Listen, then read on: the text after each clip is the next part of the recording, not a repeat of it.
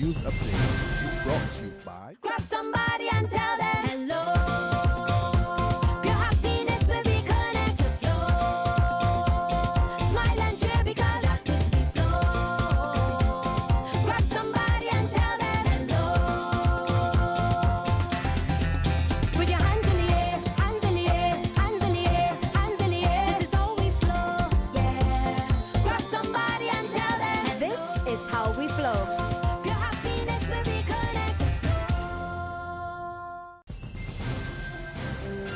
This is the Barbados Today Evening News Update for Tuesday, November 17. Thanks for joining us. I'm Kamar Jordan. A 21-year-old man is on remand charged with 5 serious offenses, including 3 murders. Michael Kinnan Blackett of Block 2C, Flat Rock, St. George, is accused of murdering Ashim Telemac, Kimar Leacock, and Charles Ellis this year. Ellis was shot at Ashby Alley, Nelson Street, the city, on May 5 and later succumbed to his injuries at the Queen Elizabeth Hospital on May 27. Leacock died after being shot at Bottom Close, Wildy St. Michael, and Telemac was shot and killed on May 5 at the Pump It Up Bar in Fords Road, Britons Hill, St. Michael. The accused is also charged with unlawfully and maliciously wounding Tremaine Blenman and Sean Lord this year. In relation to the other charges, Blackett faces 2 more counts of unlawfully wounding Sean Lord on August 4 and Tremaine Blenman on January 22. Lord was reportedly shot in the chest while at the Pump It Up Bar, while Blenman was also suffered a gunshot wound to the chest. He will reappear. That's, of course, we're talking here about Michael Blackett, will reappear in court on November 23. Meantime, university students at the KFO campus are told not to panic but to remain on guard following recent attacks. KFO's Director of Security Services, O.R.E., tells Barbados Today that police are investigating the attacks, one of which took place on Thursday, where a female Dominican student was doused with a substance believed to be kerosene after she was attacked and robbed. However, Reed urged students to take responsibility for their safety. Take appropriate action to avoid situations similar to the ones that have occurred. We believe that students have some responsibility for their personal safety. And so we advise them through literature and through organized talks and discussions of best to secure themselves when they are moving around the campus. Because you should know that none of these incidents have occurred on campus. Our challenge is with students that are moving around the campus, going to their various homes and so on. On Saturday, 2 UWI students were also robbed while relaxing at Paradise Beach in St. Michael. It was around 10:45 in the morning when the incident occurred. Today, Shane Mayers, who was said to be in his 20s, appeared in the District A Magistrates Court, where he pleaded guilty and was sentenced to 3 years in connection with that robbery. President of the Students' Guild, Delani D'Souza, today described both recent incidents as unfortunate. He's also assuring students that his office is working behind the scenes, providing the necessary information on how security can be tightened. In other news, Central Bank Governor Dr. Delal World believes the renewable energy sector can turn things around for Barbados' economy. But not only that, he told a one-day renewable energy workshop at the Hilton this morning that the island could become one of the wealthiest countries in Latin America and the Caribbean if it is able to achieve the dream of 100% solar energy.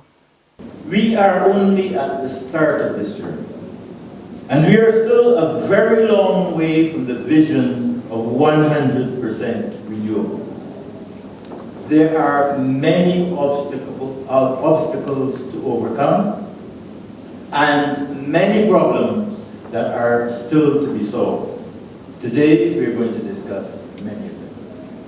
But when all is said and done, this is a future that is entirely within our grasp, an opportunity that is now entirely up to us to seize.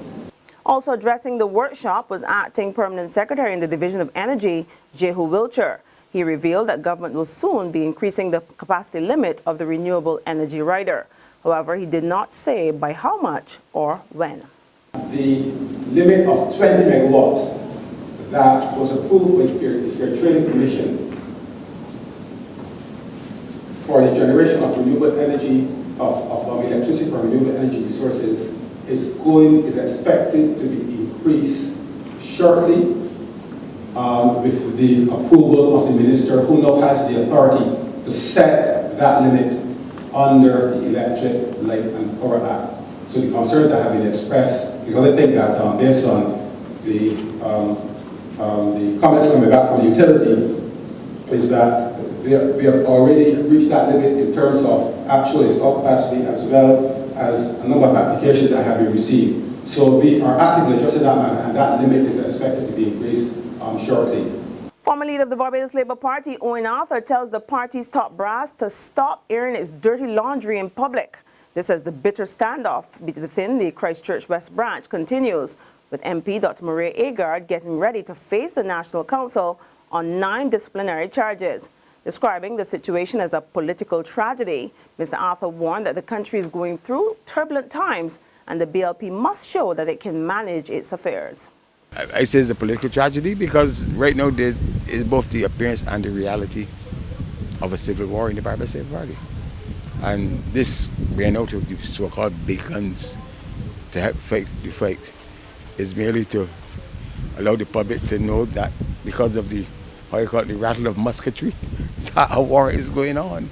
That the burn out of the commissions and the Wickhams and the Hoyts and all the others is merely to say that there is a fight and some people have been asked to fight on a side.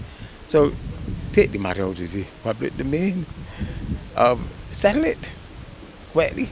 To sports now, Barbados' female footballers are getting a rude awakening at the Caribbean Football Union's Under-17 Girls Championships in Puerto Rico. Playing last night, Barbados conceded their 20th goal in 2 games when they were beaten 7-1, that's correct, 7-1 by Trinidad and Tobago.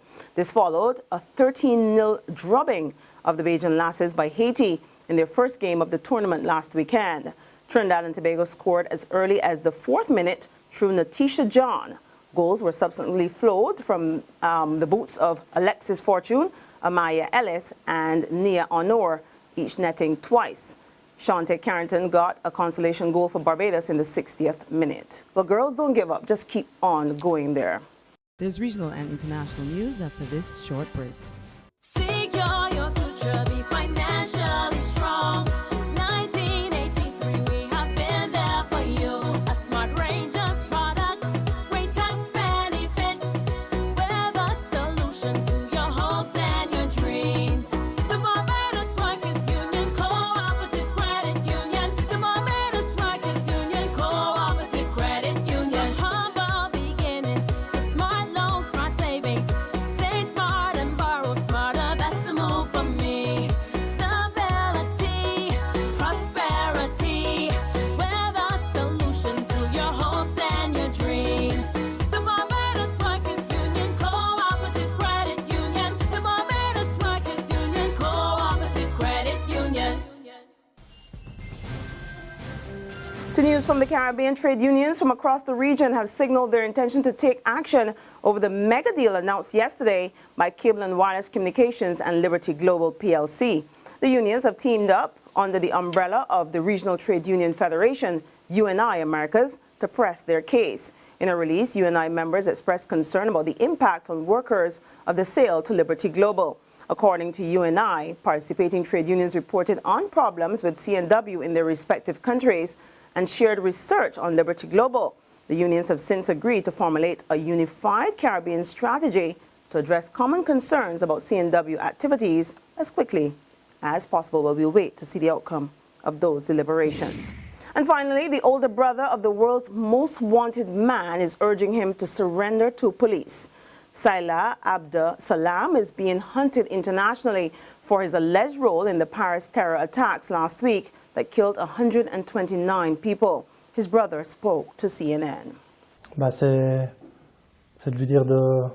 I would tell him to surrender.